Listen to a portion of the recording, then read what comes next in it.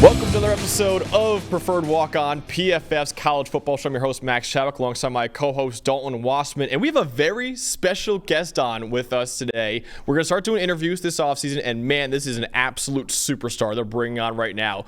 Boise State running back Ashton Jeanty, who was the highest graded running back in the country this past season. Ashton, thanks so much for coming on, man. Yeah, thanks for having me. Of course, dude. So the first question that I love asking players when we interview them, there was a moment in my life, there was a moment I bet in Dalton's life too, when we figured out, okay, maybe playing football is not possible for us. What was the moment in your life, though, maybe when you were a kid and just dominating on the gridiron? When did you know, hey, a career in college football, maybe even a career in the NFL, when did you know that was possible for you? Shoot. I feel like I had a lot of moments, but I'll say like the first moment was when really my first touchdown I ever scored in it was middle school. I was playing like Pop Warner Little League, but I had never played organized football like ever. I just play outside, whatever. But I had got the ball for the first time, like scored a touchdown, like juked like three people, and then I see my fam in the end zone just jumping and screaming, just waiting for me to score. And then like after I did that, I was like, all right, I'm cold. Like, I'm definitely finna keep doing this. Like, I like scoring touchdowns, Dude, I like scoring touchdowns too. Unfortunately for me, that never really happened too often for me. But that sounds like a pretty good moment for you, man. Dude, when I was researching you a couple of weeks ago, you have one of the most insane backgrounds I think I've ever seen. You come from a military family, moved around a ton as a kid. You spent like 3 years in Italy playing football. What was that like? Yeah, so I was in my 7th grade year. And, we was having a good season and all that. Dad just told us we had to move overseas pretty much. So packed up everything, moved over there. So they didn't have any middle school football. So for 2 years, basically, like 1.5 years, you could say, like I didn't play any football. So they only had a varsity team. So I had to wait till my freshman year of high school to play ball over there. But it was the competition wasn't really that good. I mean, I was going crazy over there, like 300 rushing yards a game, like just doing crazy stuff. But yeah, so we would just play against other military schools. So it was called like Dodia. We basically had like our own little like overseas conference. We go to Germany, we go to Spain, like traveling like across the countries really, and then play football. It was pretty dope. Ashton, appreciate having you on big time. Now, let's roll it forward to high school. You're back in Texas, and you play 5 different positions, right? Running back, receiver, outside linebacker, safety, and I think off the edge, too, it was. Defensive newcomer of the year, all-district receiver. Didn't switch to running back full-time, I believe, until your senior year. Do you think that was a part of why you might have been slept on in the recruiting process? Oh, yeah, for sure. I mean, most guys play maybe 1 or 2 positions their high school career, or, maybe by the time you get to like sophomore, junior year, you focus in on 1 or 2 positions. Whereas with me, I was playing so many different positions, but at the same time, I felt like that should have like opened coaches' eyes to like, how athletic I am, how versatile I am. But at the same time, they didn't have too much film of me playing the position that they wanted me to play. So I definitely think that played a role in it. Yeah, but dude, I think it really helped you too because you played some receiver. You're probably the best receiving back in college football right now. So I wanted to ask you about that. And, another question I love asking players is, what do you think is the best play of your collegiate career so far? Dalton and I were talking before, your catch and run against Air Force, dude, when you juked out like 3 guys for a 75-yard touchdown. That's got to be our favorite play of yours. But if you had to pick one play that is your favorite play of your career, what would it be? Yeah, I'll probably say that one, especially like, because like all my family was there to see that in person too. So I felt like that just made it even crazier. But yeah, that's definitely one of my like best plays. I feel like, and I just came off an injury, like hadn't played for 3 weeks, and I finally got out my knee brace, so I was feeling good. I was ready to go. But yeah, that play was crazy, but it's like a little screen pass, but like we averaged like 29 yards on that play, so like every time it like hit. But that one, I just did something crazy on that one for sure. So watching your film recently, it kind of ties into that with kind of your all-purpose thing and being so good. You can line up at receiver at times, and me, I think there's a couple of things that set you apart when it comes to your vision and your balance and that versatility. I'm curious, in your mind, what sets you apart from many of the other, if not all of the other running backs in the country? Because it's a great class coming back next year. You got a ton of guys on a ton of different teams throughout the country. What separates you from those guys? Yeah, I mean, so just on that, I think, like all the running backs that are coming back, they're all great players, and they all run the ball at a high level. But I think with me, what separates me is that I can run routes and, my yards after catch, that part too. And then, yeah, literally just like you're saying, being able to be a double threat, really, because, defenses, they didn't know how to handle that all year. All right, you're stopping the run, but then, all right, I go and run a little choice, little option route, or even line me up in the slot, run screens, run routes. It just makes your offense harder to stop, and then it just shows my versatility, my understanding of offenses. I mean, I've had a new offense pretty much every year of my collegiate career, but I think those are the biggest things that, separate me. And then, like you said, what matters is at this position is breaking tackles. I led the nation in breaking tackles. So, the ones that get paid the most, they break the most tackles. So, yeah, dude, I feel like you can't speak nothing against that. You're going to get paid pretty soon, man, for sure. But, you mentioned before, there's a lot of great running backs come back to college football. But last year, you were the highest graded true freshman in the country. This year, you were the highest graded running back in the country.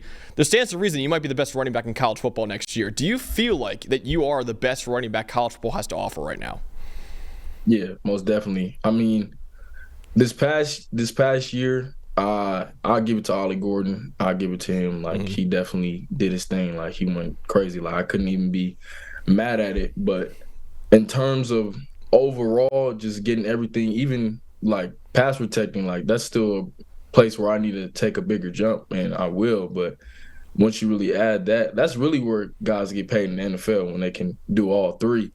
Like Christian McCaffrey. But anyways, I mean, yeah, I feel as if I'm going to be the best this year, because I'm going to take the steps to level up my game even more, and build on what I did, and, just being the most versatile and the best. I mean, it's going to be something crazy. I mean, this year was really good, and I think you have to keep in your thoughts, like, I was out for pretty much 3 games. So if I play all 3 games, I think, I'm leading the nation in all purpose yards, everything. I mean, we've seen what I was doing before I got hurt, Yep. So.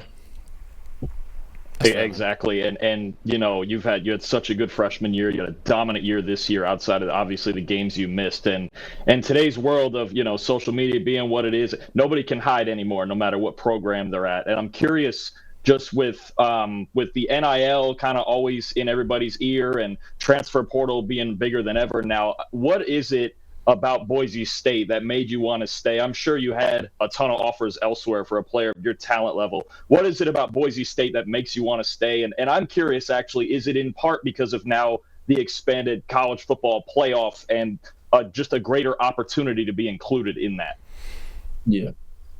Yeah, so there was always, like, kind of talks of that, and, I always, like, kept that in the back of my mind. And then I think a big deal for me was just the culture here. I mean, we've had a bunch of transfers come in from different schools, from P5s, and they talk about how things are totally different there, and, how much they enjoy here. Maybe we don't have as much, money, all that, facilities, but, we got everything we need here. And I think the culture is, like, the most important thing in a program, that makes or breaks a program. And then us having a new head coach, I mean, Coach D gave this, team new life, and, once I found out that he was hired as the head coach, I mean, I knew I wasn't going nowhere else. That's a guy that everybody on this team wants to play for. And me, I knew without a doubt that I wanted to play for him. And I knew he would be the guy to take us to the college football playoffs. And with that being said, us, getting a lot of great players in the portal, I mean, obviously getting taken care of with a little money and a little moolah, NIL. But, yeah, I mean, I love this program. I love the people around here. I've grown to love this place, and, I just couldn't see myself anywhere else. I mean, money is cool, but, that's not what it's all about. And I feel that, what I want in my goals and dreams and to play in the NFL, I can do that here. So why go somewhere else for just a little bit of money when I'll make even bigger, more money in the NFL, you know? Dude, you definitely will in the NFL very, very soon. But we mentioned that expanded playoff, dude. There's a 12-team playoff coming next year. Group of 5 is going to be included in it. And a lot of people, including us, think Boise State is going to be one of those top teams to actually crash that playoff next year. Is there kind of like a buzz in that Boise State building right now? Like, hey, we could make the 12-team playoff with a great year next year. Oh, yeah. I mean, with every workout, I mean, every week that goes by, I mean, that's on all our minds. And, you know, me being one of the older guys, you could say I'm still pretty young, but being an older guy and a leader on this team, I mean, we're keeping that as an emphasis. You know, we have a chance to do something special here that, you know, no other team in Boise State history really had a chance to do. You know, so why let this opportunity slip past? Because we got everything we need, literally every single thing we need. Now we just have to take the steps necessary. I mean, because it'll be a big deal if we make it there. And then I think for me, really why I want to go there is just to show like that group of 5, maybe the players aren't as big time and whatever you want to say, all that good stuff, we're not Power 5, yada, yada. It's just to prove like it ain't really much of a difference between, you know, to me, really it's just the trenches, you know, obviously the trenches are a little different, you know, in the SEC than it is in Mountain West. But as far as skill players, all that, it's the same thing. Like, you can't tell me it's different, you know? That's fair. But I just want to prove that, you know, we got dogs, like we got players, you know, like group of 5 ain't just some walkover. There's a bunch of great players in the group of 5. I'm actually curious if you've got this year you played the national runner-up in Washington, you played a fantastic defense in your bowl game in UCLA, and a solid Big 12 team in UCF. Do you think that helps you guys going forward mentally, getting to play those Power 5 teams? And you had excellent games in all 3 of them. I believe 100 total yards against UCLA. And that was one of the best defenses, maybe a top 5 defense in the country this year.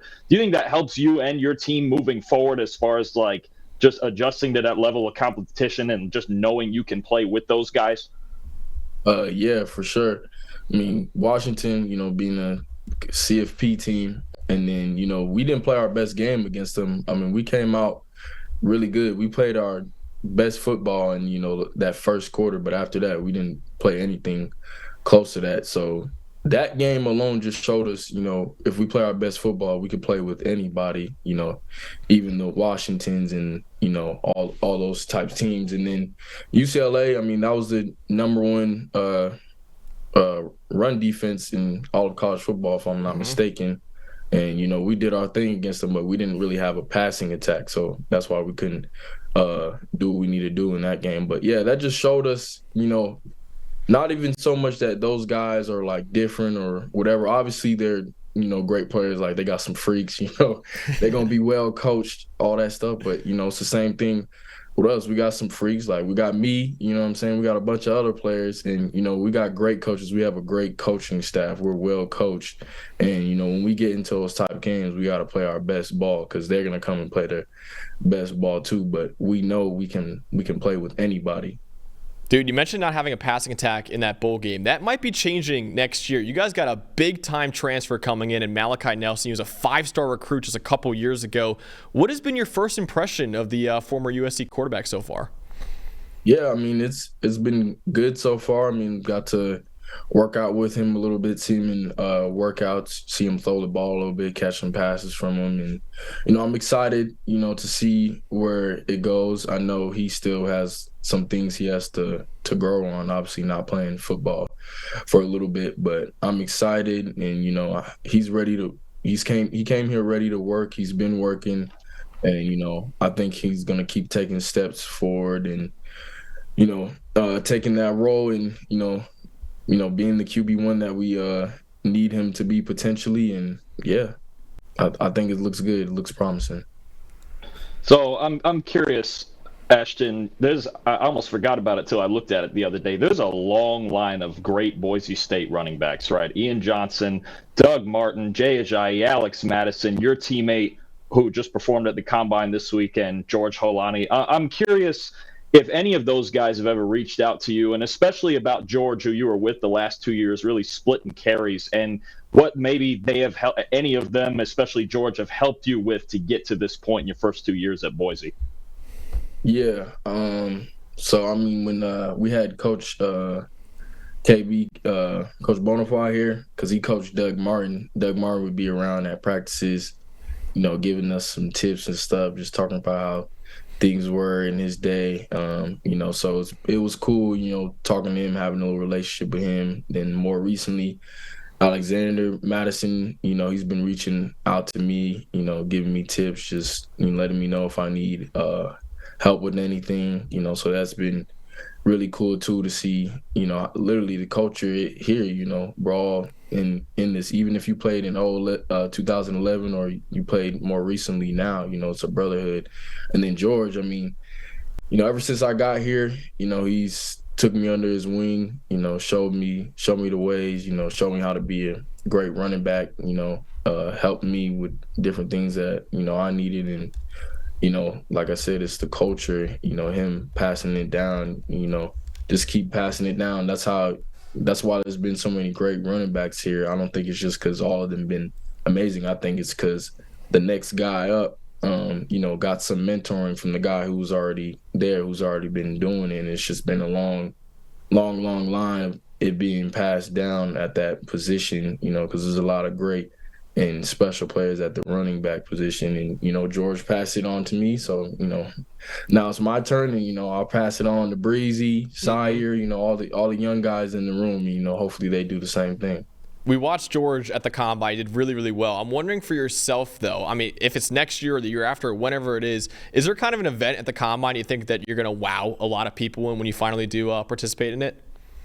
Yeah, I think the 40, I'm trying to do something crazy, but I think even while I was getting recruited, one thing that was like a concern was my speed. But I think if you watch my film, my speed speaks for itself.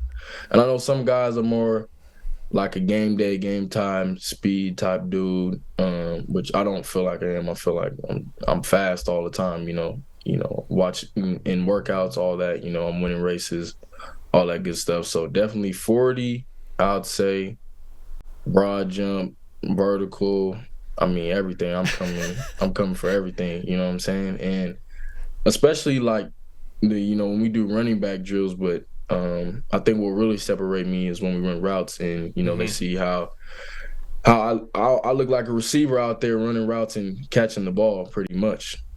Dude, I got to get a 40 time from you. Do you have a 40 time that you can give us right now that you can kind of preview for a couple years from now? I say I'm a 4.4 right now, but I'm trying to run a 4.3. If you do that, if you got to a 4.3, I really think with your versatility, we might be talking first round. I totally agree on the receiving part of it. Honestly, 0 drops on 48 targets this year. Your hands are as good as I think just about any receiver in the country, and I'm sure that speaks to your former experience as a receiver. I'm curious. Let's broaden it a little bit. You get up in the morning, whether it's some guys want to make the most money, some guys want to win trophies, some guys, want to make the NFL. What is it when you roll out of bed, I'm sure very early in the morning, what is it that just keeps you going? What is that like fire in your soul that's just like, all right, let's go do this? And what is that? I don't want to say finish line, but what does that at the end of the tunnel look like for Ashton Jeanty? Well, for me, what keeps me going is, my family, my parents have done a lot. They put a lot into me to help me get to this point. Even my siblings, my uncles, my aunties, I do it for all of them, and then, God first, most importantly, he blessed me with these talents. So, why not be great? Why not be the best that I can with these talents that he blessed me with? So that's really what keeps me going every day. And, my goal is to be a winner. You know what I'm saying? Like money is cool. Like, I'm going to get you get on the NFL team, you're going to get some type of money, some type of contract, and if you handle your business, then, you'll get those big time contracts. But that's not all really what I'm going in it for, because I'm a winner. I'm competitive. Like, that's all I want to do. That's why I came to Boise State, because I knew that I could win. And, we won a championship. We should have had 2 already. You know, I'm mad about that, but you know, I got an opportunity to change that, to go back to back this year and beyond that. But my goal is to, you know, go to the NFL. I would rather go to a better team and take less money and, you know, have a chance to go to the playoffs and, you know, win Super Bowls rather than, you know, maybe being the highest paid. But you're on a terrible team and, you know, maybe you can't even perform to the level that you want to because you don't have the right teammates around you. So I think it's important to be on a good team rather than just getting all the money. Of course, man. So one thing that I think college football fans are so excited about is the new EA College Football 25 game is coming out this summer. First of all, I wanted to ask you, there's like 10,000 players that said they're going to be in the game. Are you going to be in the game? Please, God, tell us yes. Yeah, I'm in there for sure. Okay. All right, good. Thank God. All right, because we were very excited to play with you in that game. But now that we know that, what should your rating in that game be? I'll say a 95. But after this season, it's gonna be 99. It should be a 99 already, man. Honestly, you're being too hard on yourself, dude. What's your highest attribute in that game? Is it your vision? Is it your receiving ability? What should be your highest attribute? Oof. I mean, I definitely should be like, you know, the highest rated of all the running backs in receiving. But the highest attribute, I mean, it's got to be between like agility, like breaking tackles, because I mean, you see me, I hurdle, I juke, spin, like all that, you know. So I mean, I don't know if they got like a breaking tackles category, but that's got to be 99 for sure. Yeah, like or 100. Yeah. That's got to be up there. For me, honestly, it would be your vision also. I'm kind of curious about – it looked like you took a step this year. Sometimes you see backs just kind of react to what's in front of them, but it looks a lot of times to me like you're kind of a step ahead. Like you can see defenders doing things before they happen. Sometimes even in the open field, you make cuts about 10 yards or you decide to make cuts about 10 yards before you actually make them. I'm curious if there's either A, any backs that you base your game off of in that sense, or B, just who taught you that? Who taught you like kind of – it does look like you think ahead like in a good way of like I already know where the defense is going to be and this cutback is coming and I just have to time it right. Is there anybody that taught you that or you modeled your game after that really made a big influence on that style of play?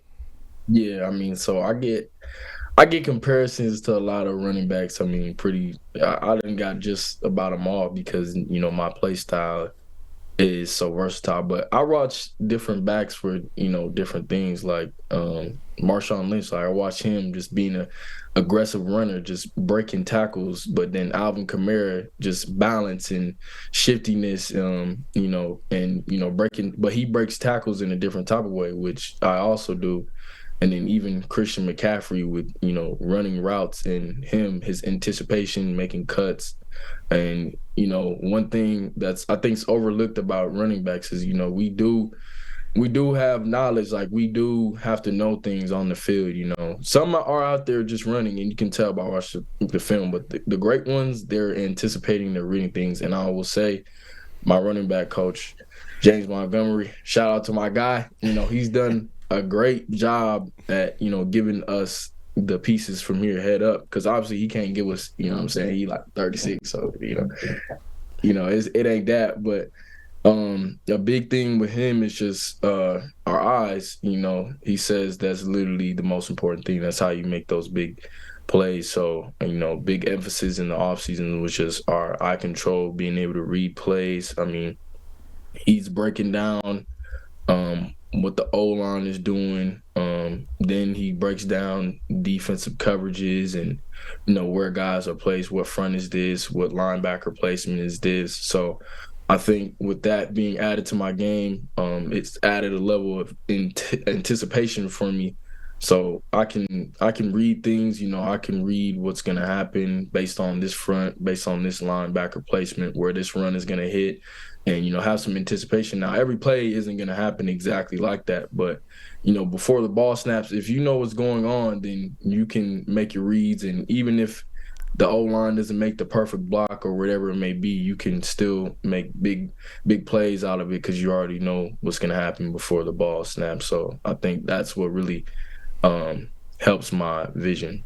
Dude, the fact that you started playing running back full-time senior year of high school is stupid to us because you seem so advanced in that already that I'm terrified for NFL defenses when you are like keep progressing in your career, man. But you seem like a very team-oriented guy, Ashton. But I want to ask you, do you have any personal goals? Obviously, the Doak Walker Award is out there. You probably, if you didn't miss those 3 games, you probably would have been up there with Ollie Gordon for that. Do you have any like personal milestones, personal goals that you really want trying to set in 2024? Yeah, I mean, I'm coming for everything, man. Like, I know Ollie got the rushing title, but I want the rushing title this year. Doak Walker, all that. I mean, Heisman. Earl Campbell.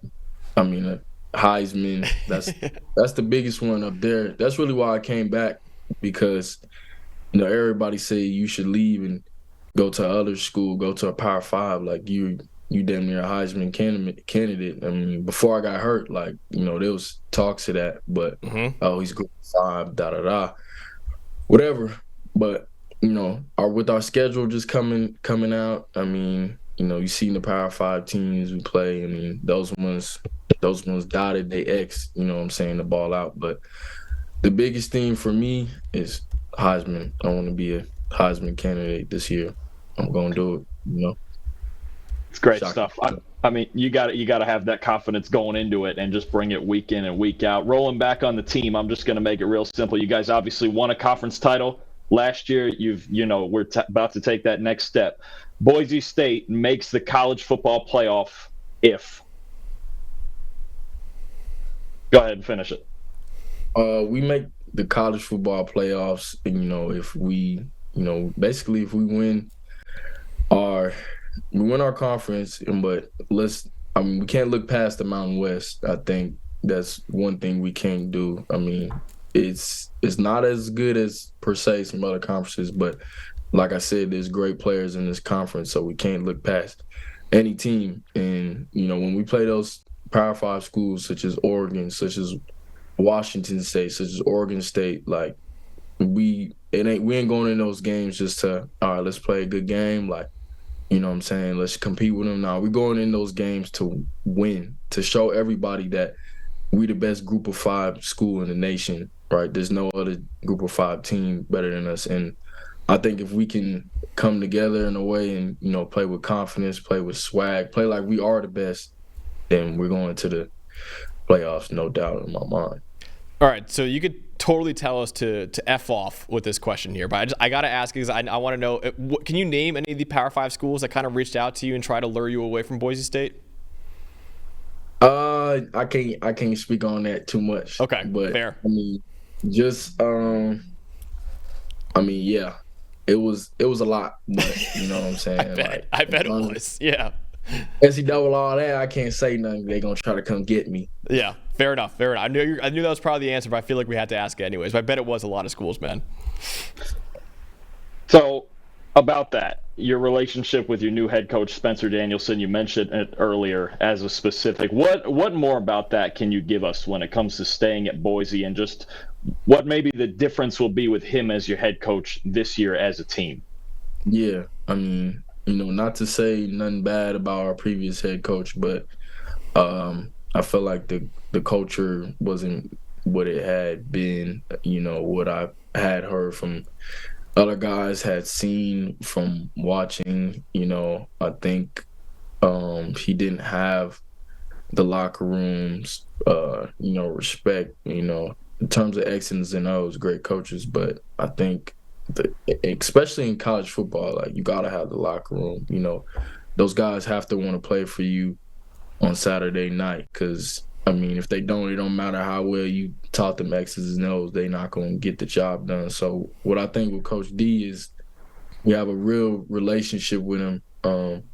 He's a genuine guy, and he was the D coordinator, and ever since I got here, it didn't feel like he was just the D coordinator. Like, it felt like he was one of my coaches, like, just saying hello to me, saying what's up, taking me out to eat, taking me to church, like all different types of things. And everybody has the same consistent thing to say about him, so that just proves his character.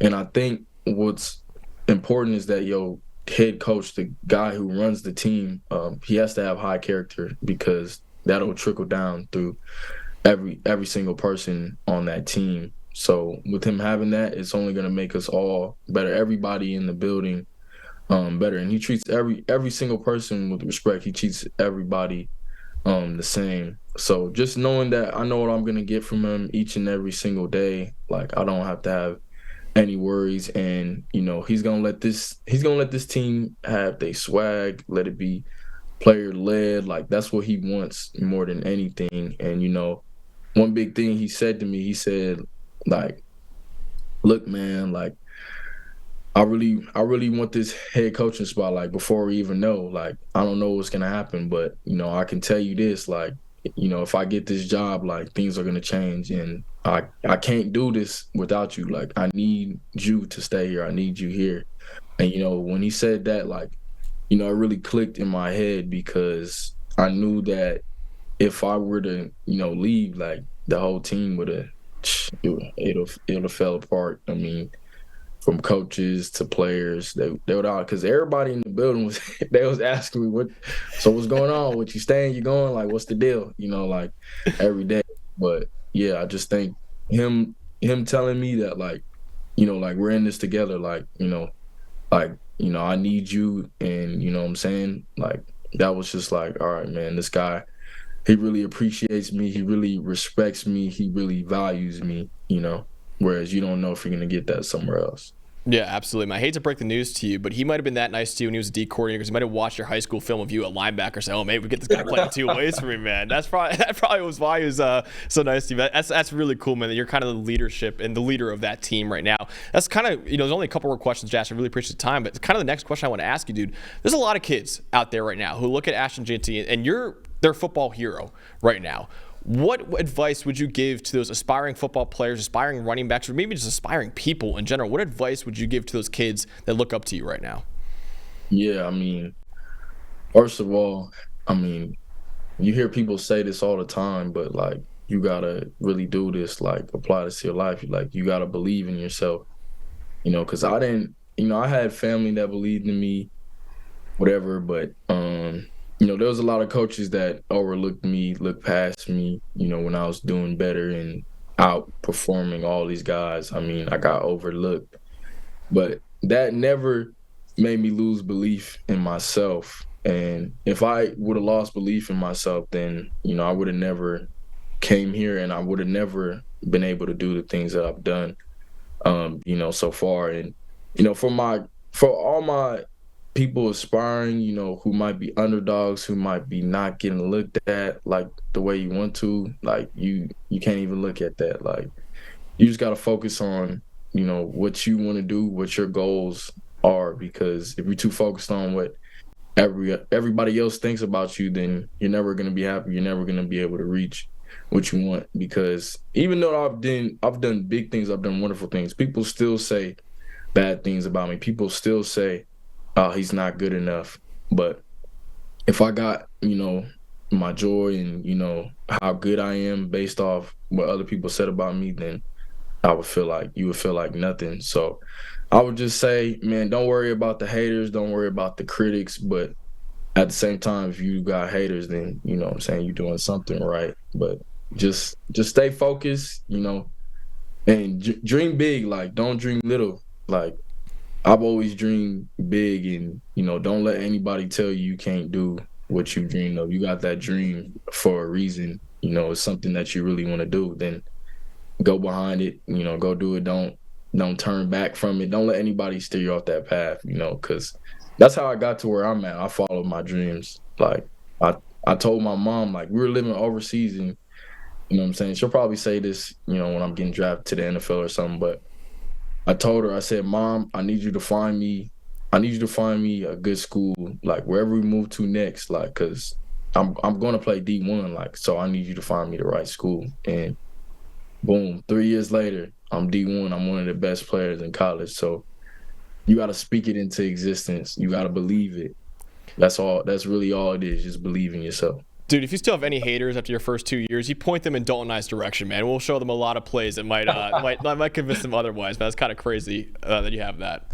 We have it all for sure. We have all the tape. So I'm a dream big for this year, real quick. Give me something hot, whether it's a number or an award or a championship or what for 2024. It could be 2,000 rushing yards, could be anything.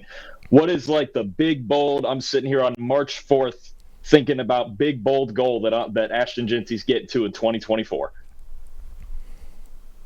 I'm gonna say 2,000. Well, forget 2,000. I'm gonna say 2,500 all-purpose yards. Love it. 20 plus touchdowns, and like I said, that I'm gonna be in New York for that Heisman Award. You won't just be in New York if you do that, Ashton. I think you'll be taking home the Stiff Arm Trophy if you do that, dude. That's in the cards, man. That is in the cards. All right, Boise State running back Ashton Jeanty. Listen, man, you're a superstar on the field. You're even better on the mic, dude. I really appreciate you taking the time out, man, and best of luck this upcoming season. Thank you so much for having me. I appreciate it.